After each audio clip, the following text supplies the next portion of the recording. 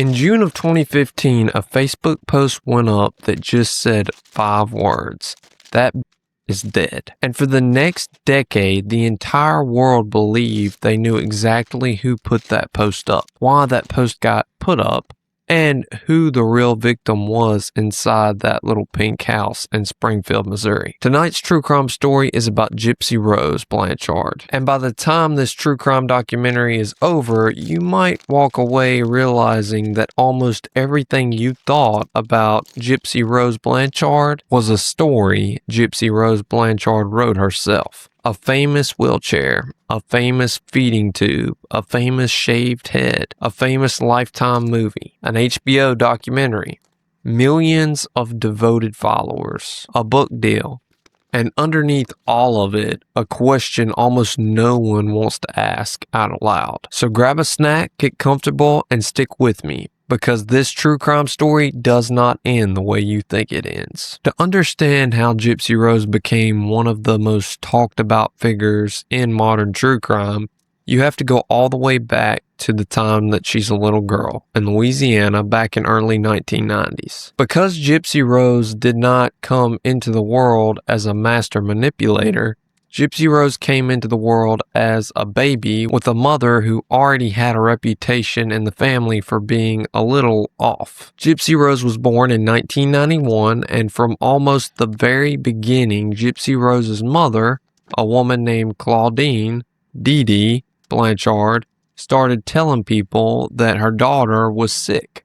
First it was sleep apnea, then it was muscular disease, then it was muscular dystrophy. And one by one, Dee Dee Blanchard would convince doctors, neighbors, charities, and entire churches that her precious little daughter was dying. For most of her childhood, Gypsy Rose lived in a wheelchair she didn't actually need. Gypsy Rose had her head shaved because her mother said the chemo was making her hair fall out, even though there was no chemo. Gypsy Rose wore feeding tubes. Gypsy Rose took stacks of medication.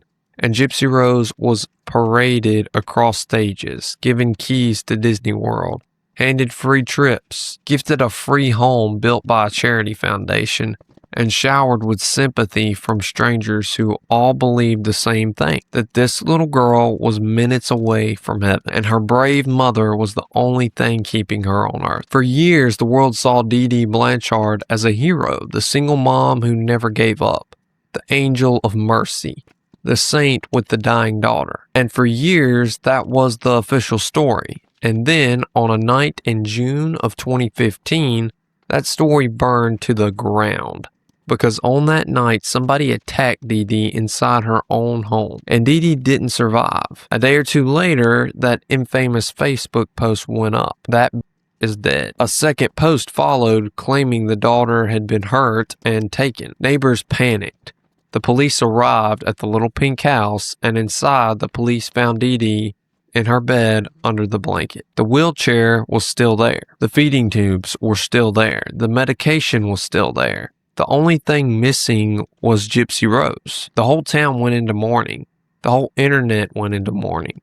Because everyone assumed the worst. Everyone assumed that some monster had broken into that pink little house, killed the brave mother, and dragged the dying daughter off to who knows where.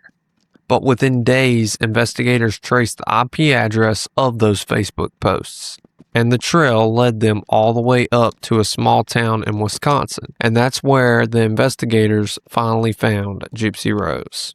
And Gypsy Rose was not in a wheelchair. Gypsy Rose was walking. Gypsy Rose had hair growing back in. She was eating solid food, and Gypsy Rose was sitting calmly next to a young man named Nicholas Godejohn, a man Gypsy Rose had met online 3 years earlier on a Christian dating website. And what investigators figured out very quickly was that Nicholas was the one who had attacked Dee Dee. And Gypsy Rose, the daughter who had been hidden away in that wheelchair her entire life, was the one who had asked him to do it. The world found out the truth, or what the world thought was the truth. And the world's heart absolutely shattered for Gypsy Rose, because almost overnight, the official true crime narrative became this. The mother had been faking everything. The mother had been performing surgeries on a perfectly healthy child. The mother had been a textbook case of a rare disorder called Munn syndrome by proxy, where a caregiver makes their child appear sick for attention, and the daughter, the poor sweet daughter, had finally had no choice but to break out of her cage by any means necessary. Within 48 hours, Gypsy Rose was no longer a missing victim. Gypsy Rose was the survivor of the decade. Within months, Gypsy Rose was on every magazine cover in the country. Within a year, Gypsy Rose had an HBO documentary built around the survivor angle. A few years later, Gypsy Rose had a Lifetime Ministries built around the survivor's angle as well. And when Gypsy Rose finally walked out of prison in December of 2023, after serving 8 years of a 10-year sentence, Gypsy Rose walked out as one of the most famous women in America. Millions of Instagram followers, a book deal, a reality show, a pregnancy announcement, and a line of merch. And a comment section full of fans who still called her America's sweetheart. And that's the true crime story that most people know. The poor sick girl who finally fought back. The daughter who outlived the monster. The survivor who walked out of the cage and into the sunlight. Except there is another version of this true crime story. And the second version is the one almost nobody bothered to tell, because the first version sold so much better. So pull a little closer to the campfire, because here is where the Gypsy Rose fairy tale starts cracking down the middle. The first crack shows up in Gypsy Rose's own medical records. 4 years, Gypsy Rose told the world she had endured around 30 unnecessary surgeries. Sometimes the number was 30, sometimes it was 33, sometimes it was even higher. But when researchers actually pulled the medical records, the records told a very different story.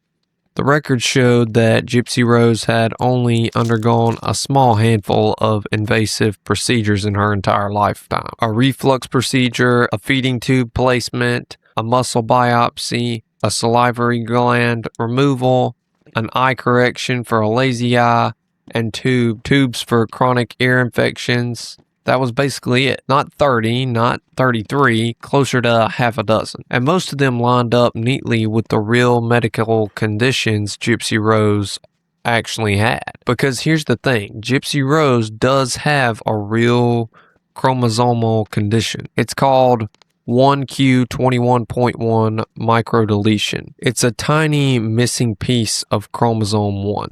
And in some patients, the symptoms are mild or invisible. But in others, that microdeletion can produce things like vision problems, ear problems, learning issues, and very specific facial features. And when researchers compared photos of Gypsy Rose as a child to photos of other patients with the same microdeletion, the resemblance was hard to ignore, which means many of those surgeries Gypsy Rose publicly called unnecessary may have very well been treatments for symptoms Gypsy Rose genuinely had. That alone should make a true crime fan stop and squint, because if those surgeries were medically appropriate, then Dee Dee wasn't slicing open a perfectly healthy child for sympathy. Dee Dee was a con artist, exaggerating a real condition for money and free trips. There is a huge difference. The first one is monstrous, the second one is ugly, but it isn't murder-worthy. The second crack in the official true crime story is something called the BB incident. Around 2011, when Gypsy Rose was a young adult, Gypsy Rose secretly ordered a BB gun online. When Dee Dee found out, the two got into a screaming argument, and Gypsy Rose, the supposedly helpless, terrified, confined to a wheelchair daughter, who couldn't even speak above a whisper, Gypsy Rose raised that BB gun and shot her own mother with it. Not enough to do real harm, but enough to leave a mark. Enough to make a point. In Gypsy Rose's own memoir written years later, Gypsy Rose describes that moment by saying that after the BB gun incident, Gypsy Rose believed her mother was actually a little scared of her. That is the language of someone who knew exactly how much power she had inside that little pink house. And the neighbors backed it up. Neighbors heard Gypsy Rose curse at her mother, Neighbors said the whole household was loud, volatile, and very much not a one-way street. Now here's the third crack, and this one might be the most important crack in the entire true crime case. Because somewhere around 2011, while the world still believed Gypsy Rose was a sick little girl trapped in a wheelchair, Gypsy Rose met a man at a sci-fi convention. The man's name was Dan Gladwell. Dan Gladwell was in his 30s. Gypsy Rose was a young woman pretending to be a child. And from the second the two of them met, Gypsy Rose became completely, obsessively, single-mindedly fixated on Dan Gladwell. Gypsy Rose called Dan her boyfriend. Even though Dan wasn't really her boyfriend, Gypsy Rose was leaving her wheelchair behind to walk on her own 2 feet to meet Dan Gladwell, and crucially, it was Gypsy Rose, not Dan Gladwell, who introduced the strange role play and power exchange dynamic that Gypsy Rose would later claim was forced on her by someone else. And then, sometime in 2015, Dee Dee found out about Dan Gladwell. Dee Dee was furious. She told her daughter the relationship was over. Dee Dee cut Gypsy Rose off from Dan Gladwell completely. And just a few months later, Dee Dee was dead. That timeline is a motive. Gypsy Rose didn't suddenly snap from years of medical torture. Gypsy Rose cracked the moment her mother stood between her and the man Gypsy Rose wanted. The straw that broke the camel's back wasn't a feeding tube. The straw that broke the camel's back was Dan Gladwell. But Dan wasn't going to be the man who actually carried out the plan. No, the man who got recruited for that job was a very different person, and his name was Nicholas Godejohn. Nicholas Godejohn was a young man in his early 20s. When Gypsy Rose found him on that Christian dating website in 2012, and what mattered most about Nicholas Godejohn, the part the true crime headlines almost always leave out, is that Nicholas had been formally evaluated and assessed as having the cognitive maturity of a 10 or 11-year-old child. Nicholas had autism. Nicholas was deeply suggestible. Nicholas Godejohn was, by every measurable definition, exactly the kind of vulnerable young man who needed protection from manipulation, not exposure to it. And Gypsy Rose saw all of that, and Gypsy Rose got to work. For 3 years, Gypsy Rose slowly, patiently, surgically built Nicholas Godejohn into a weapon. Gypsy Rose fed Nicholas Godejohn an entire fantasy. Gypsy Rose convinced Nicholas Godejohn that Dee Dee was secretly dying of cancer and was already in unbearable pain. Convinced Nicholas that he was a knight and Gypsy Rose was a princess. And the only thing standing between the two of them was an evil queen who needed to be removed from the story. Gypsy Rose even told Nicholas Godejohn that the two of them had been spiritually married through a binding ritual. And then Gypsy Rose handed Nicholas Godejohn the knife. Literally, Gypsy Rose ordered the knife online using her own mother's credit card. Gypsy Rose had it shipped to Nicholas's house. Gypsy Rose told Nicholas what time of night to come. Gypsy Rose told Nicholas which door to use. Gypsy Rose told Nicholas where Dee Dee slept and how Dee Dee slept. She texted Nicholas the exact words, "Be as silent as a ninja." And then, on the night it happened, Gypsy Rose let Nicholas Godejohn through the door, walked Nicholas down the hallway, and quietly stepped into the bathroom while the worst night of 3 people's lives took place a few feet away. And here's the part that will sit with you. After it was all over, Gypsy Rose didn't cry.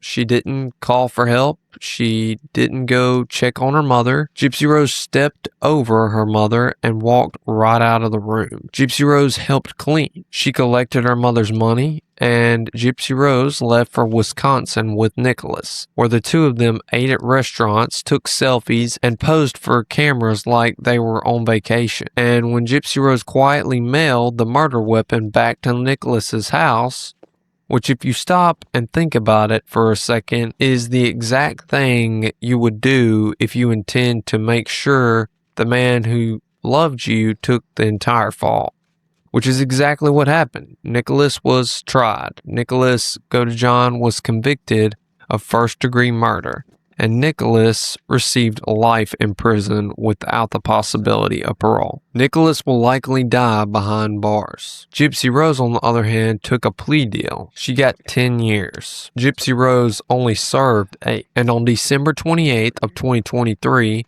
Gypsy Rose walked out of the prison straight into the brightest spotlight in modern true crime history. And here's the twist that almost nobody on the Gypsy Rose fan side wants to sit with. Dee Dee was never officially diagnosed with Munchausen syndrome by proxy. That diagnosis came from internet sleuths. That diagnosis was attached to Dee Dee's name within 48 hours of her body being found in that bed, and it has never came off. But the actual evidence, the medical records, the timeline, the testimony, the daughter's own memoir, all of it points to a much messier, a much uglier, much more familiar true crime story. And the story of a daughter who eventually figured out the game her mother was running, started running her own version of it on the side, and when her mother got in the way of what the daughter actually wanted, the daughter chose the most extreme exit possible and made absolutely sure somebody else was holding that door open when the police arrived. Today, Gypsy Rose is a social media celebrity with a PR team, a publishing deal, and a comment section full of people who still call her to this day America's sweetheart. That right there is the part of the true crime documentary the Lifetime movies will never, ever tell you. If this Gypsy Rose true crime story rewired the way you understand victims and villains, the next true crime story I want you to watch is going to rewire it all over again. Because at least with Gypsy Rose, the master manipulator was one young woman in a wheelchair pulling the strings from the inside a single house.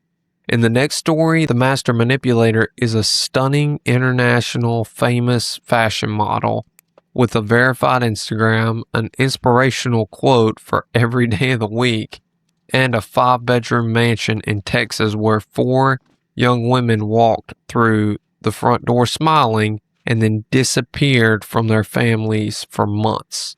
There's a thumbnail on your screen right now. Go click it, because the woman in that thumbnail makes Gypsy Rose Blanchard look like she was working part-time. I'll see you there.